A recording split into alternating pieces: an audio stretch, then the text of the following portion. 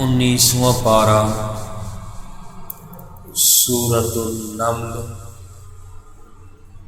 آیت نمبر 54۔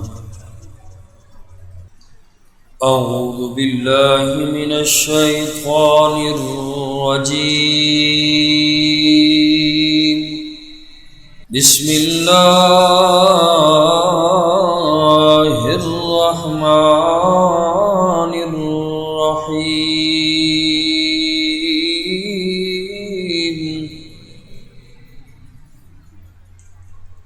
وَلُوطًا، اور ہم نے رسول بنا کر بھیجا حضرت لوط علیہ السلام کو، اذ قال لقومه اتأتون الفاحشہ، جب حضرت لوط علیہ السلام نے اپنی قوم سے فرمایا اتأتون الفاحشہ، کیا تم بے حیائی کا کام کرتے ہو، وَأَنْتُمْ تُبْصِرُونَ،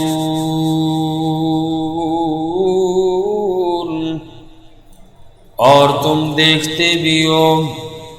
أَإِنَّكُمْ لَتَأْتُونَ الرِّجَالَ شَهْوَةً مِّن دُونِ النِّسَاءِ، کیا تم مردوں کی طرف آتے ہو شہوت کے ساتھ عورتوں کو چھوڑ کر، بل انتم قوم تجہلون،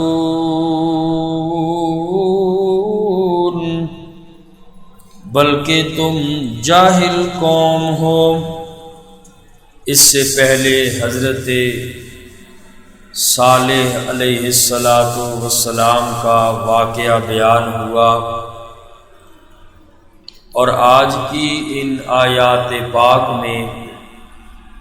حضرت لوط علیہ السلام اور ان کی قوم کا ذکر فرمایا۔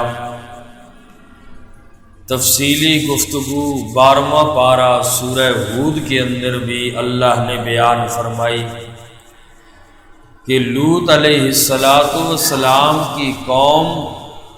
کافر ہونے کے علاوہ بے حیائی اور بدکاری کے گناہ میں مبتلا تھی، اور یہ کام اس سے پہلے کسی قوم نے نہیں کیا، اور جس سے جنگل کے جانور بھی نفرت کرتے ہیں کہ ہم اپنی جنس کے ساتھ منہ کالا کرے، جس کا وبال عام بدکاری سے زیادہ ہے۔ اسی لیے اس قوم پر بڑا سخت عذاب آیا، اور حضرت لوط علیہ السلام جیسے عظیم پیغمبر کے گھر جو بیوی تھی وہ بھی کافرہ تھی، اور حضرت لوط علیہ السلام کے گھر میں اگر کوئی آ جاتا نوجوان لڑکوں میں سے تو بیوی قوم کو بتا دیا کرتی تھی۔ یوں حضرت لوط علیہ السلام پریشان ہوتے تھے، اور حضرت لوط علیہ السلام کے گھر میں چند نوجوان آئے اور بیوی نے قوم والوں کو بتا دیا، اور قوم والے اعلانیہ حضرت لوط علیہ السلام کے گھر کی دیواروں اور چھتوں پہ چڑھ گئے۔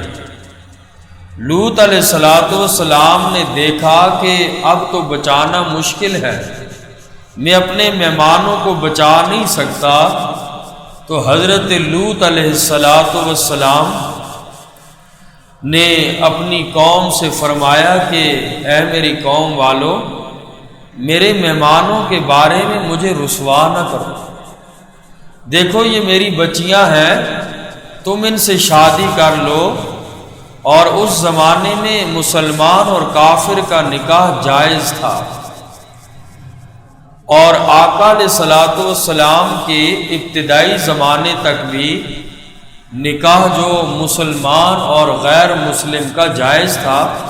خود آقا علیہ الصلوۃ والسلام کی 3 بچیوں کا نکاح جو ہے وہ پہلے کافر تھے انہی سے نکاح طے ہوا تھا۔ تو بہرحال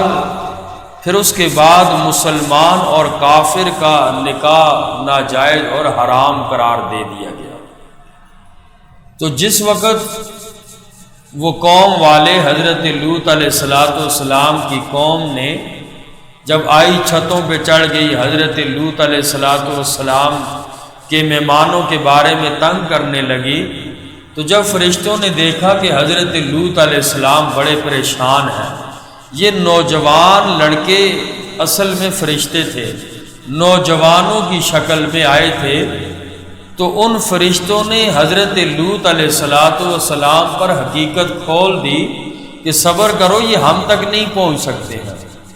اور ہم انہی لوگوں کو عذاب دینے کے لیے آئے ہیں۔ اور یوں حضرت لوط علیہ السلام کو تسلی ہوئی اور فرشتوں نے کہا لوط علیہ السلام کو کہ دروازہ کھول دو، چونکہ لوط علیہ السلام نے جب دیکھا کہ قوم آ رہی ہے تو اپنا دروازہ بند کر دیا تھا، قوم والوں نے اوپر دیواروں سے پھلانگنا شروع کیا تھا۔ دروازہ جب کھولا تو حضرت جبرائیل علیہ السلام اپنی صورت میں آئے اور ان کی طرف پر کیا تو سارے لوگ اندھے ہو کر بھاگنے لگے اور کہنے لگے کہ بھاگو، لوط علیہ السلام کے گھر تو بڑے جادوگر آ گئے اور انہوں نے ہم پر جادو کر دیا۔ فرشتوں نے حضرت لوط علیہ السلام سے فرمایا کہ آپ رات کے آخری حصے میں اپنے اہل و عیال کو لے کر نکل جائیں یہاں سے اور پیچھے مڑ کر نہ دیکھنا۔ اور حضرت لوط علیہ السلام کی بیوی نے پیچھے مڑ کر دیکھا، بہرحال وہ تھی کافر اور اس لیے وہ عذاب کے اندر مبتلا ہوگی۔ اللہ فرماتے ہیں کہ جب اس قوم پر ہمارا عذاب آیا تو ہم نے ان کی بستیوں کو اوپر کا حصہ نیچے کر دیا۔ فلما جاء امرنا جعلنا عالیہا سافلہا وامطرنا علیہا۔ اللہ فرماتے ہیں کہ ہم نے جب ہمارا حکم آیا تو حضرت جبرائیل علیہ السلام نے یہ 4 بڑے شہر تھے اور جن میں جو مرکز تھا وہ سدوم کا علاقہ تھا۔ حضرت جبرائیل علیہ السلام نے ان 4 بستیوں کے نیچے کی زمین کو اٹھایا، اوپر آسمانوں تک لے گئے اور پھر اوپر سے اللہ تبارک و تعالیٰ کی طرف سے ان لوگوں پر پتھروں کی بارش بھی ہوئی اور یوں یہ ساری قوم جو ہے یہ ہلاک ہو گئی۔ تو ان آیات میں حضرت لوط علیہ السلام کی قوم کا ذکر ہے کہ قوم لوط کی جو کل آبادی تھی، مفسرین نے لکھا ہے یہ 4 لاکھ سے 12 لاکھ تک تھی، یعنی اس کے درمیان بھی مختلف اقوال ہیں کہ اتنی بڑی آبادی تھی۔ اور ان کی بڑی بڑی جو 4 بستیاں تھیں، جو مرکز تھا سدوم اور دوسری بستی کا نام تھا عمورہ اور تیسری کا نام تھا سعودہ اور چوتھی کا نام تھا دوامہ، اور جن میں سدوم کی بستی کو مرکزی حیثیت حاصل تھی۔ اور حضرت لوط علیہ السلام نے اپنی قوم میں 30 سال تبلیغ کرتے رہے، دن رات ایک کر دیا مگر ان لوگوں پہ کوئی اثر نہ ہوا، بیٹیوں کے علاوہ کوئی مسلمان نہ ہوا، حتیٰ کہ حضرت لوط علیہ السلام کی بیوی بھی کافرہ تھی، 2 بچیاں مسلمان۔ کتنی سخت آزمائش تھی انبیاء پر، اسی لیے آقا علیہ السلام نے فرمایا کل قیامت کے دن انبیاء اپنی امت کے ساتھ آئیں گے، ہر نبی کے ساتھ امتی اس کے ہوں گے۔ بعض نبی ایسے ہوں گے جن کے پیچھے صرف 5 امتی ہوں گے، بعض ایسے جن کے صرف 4 امتی، بعض ایسے جن کے 3، بعض ایسے جن کے 2 امتی، بعض ایسے کہ جن کا 1 ہی امتی ہوگا، بعض ایسے کہ جن کا کوئی امتی ہوگا ہی نہیں جو مسلمان ہوگا۔ تو اس لیے انبیاء نے اس دین کے لیے بڑی تکلیفیں برداشت کی، اور یہ کہنا آسان ہے، اتنا عرصہ 30 سال تو تبلیغ کی، اللہ کی توحید کی دعوت دیتے رہے، اور صرف بچیوں کے علاوہ کوئی بھی مسلمان نہ ہوا، گھر کی بیوی تک کافرہ تھی۔ فرمایا وَلُوطًا إِذْ قَالَ لِقَوْمِهِ أَتَأْتُونَ الْفَاحِشَةَ، اور ہم نے رسول بنا کر بھیجا حضرت لوط علیہ السلام کو، اذ قال لقومه، جب حضرت لوط علیہ السلام نے اپنی قوم سے فرمایا، اتأتون الفاحشہ، کیا تم بے حیائی کا کام کرتے ہو، وانتم تبصرون، اور تم دیکھتے بھی ہو، اَإِنَّكُمْ لَتَأْتُونَ الرِّجَالَ شَهْوَةً، کیا تم لوگ آتے ہو مردوں کی طرف شہوت کے ساتھ، من دون النساء، عورتوں کو چھوڑ کر۔ مفسرین فرماتے ہیں یہ اتنا برا فعل ہے، اس کو سوائے بندروں کے کوئی دوسرا جانور بھی پسند نہیں کرتا۔ بندر کو اسی فعل کی وجہ سے قرآن میں قردۃً خاسئین فرمایا گیا، ذلیل جانور کہا گیا، اور حدیث پاک میں فرمایا اقتلوا الفاعل والمفعول، فاعل اور مفعول دونوں کو قتل کر دیا جائے۔ تو لواطت جو ہے یہ زنا سے بھی زیادہ کبھی فعل ہے، برا فعل ہے۔ تو حضرت لوط علیہ السلام نے فرمایا تم کیا حرکتیں کرتے ہو، بل انتم قوم تجہلون، بلکہ تم جاہل قوم ہو۔ اللہ کے نبی حضرت لوط علیہ السلام نے قوم کو اللہ کی توحید کی طرف بلایا، برے کام سے منع کیا۔ قوم والے اللہ کے نبی کی توحید کی دعوت سن کے تنگ آ گئے، کیا کہنے لگے؟ اگلی آیت میں فرمایا فما کان جواب قومہ، پس کوئی جواب نہیں تھا حضرت لوط علیہ السلام کی قوم کے پاس۔ حضرت لوط علیہ السلام نے اللہ کی توحید کی دعوت دی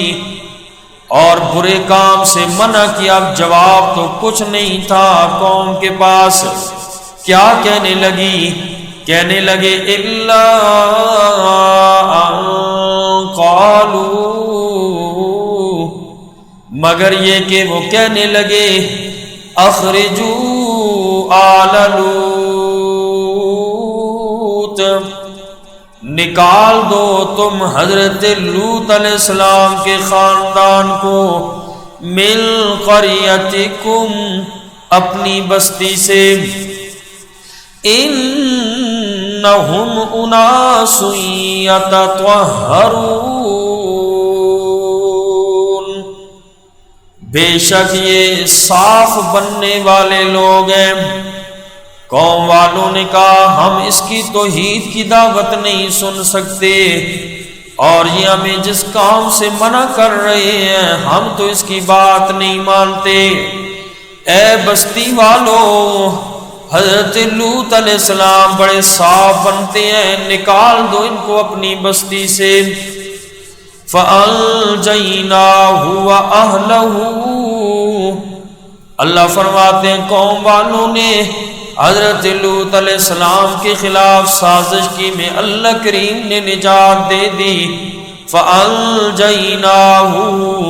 پس ہم نے نجات دی حضرت لوط علیہ السلام کو، وَأَهْلَهُ، اور ان کے اہل کو، ان کے گھر والوں کو، إِلَّا امْرَأَتَهُ، مگر سوائے ان کی بیوی کے، ان کی بیوی کو اللہ نے نجات نہیں دی۔ قدرناہا من الغابرین،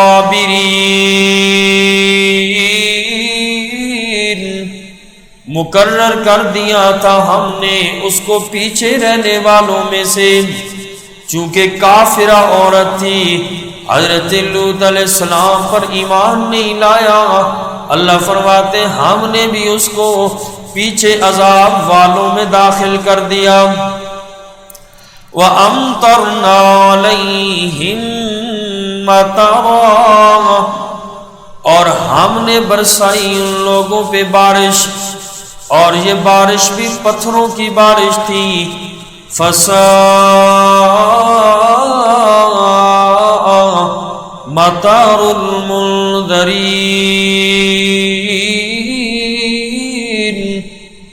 پس بری ہوئی بارش ڈرائے ہوئے لوگوں کی۔ ایسا عذاب اس سے پہلے نہ بعد والی قوموں پہ آیا۔ اللہ فرماتے ہیں ہم نے ان لوگوں پر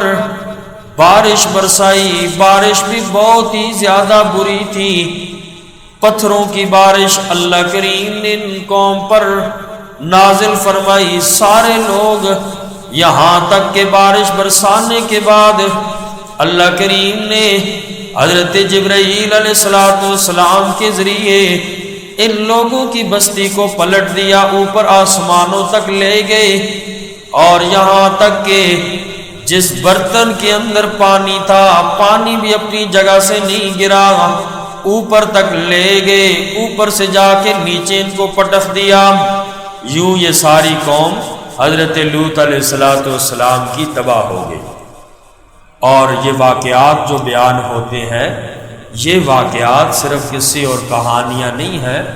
بلکہ یہ قیامت تک آنے والے ہر انسان کے لیے سبق ہے اور عبرت حاصل کرنے کا سامان ہے۔ اللہ تبارک و تعالی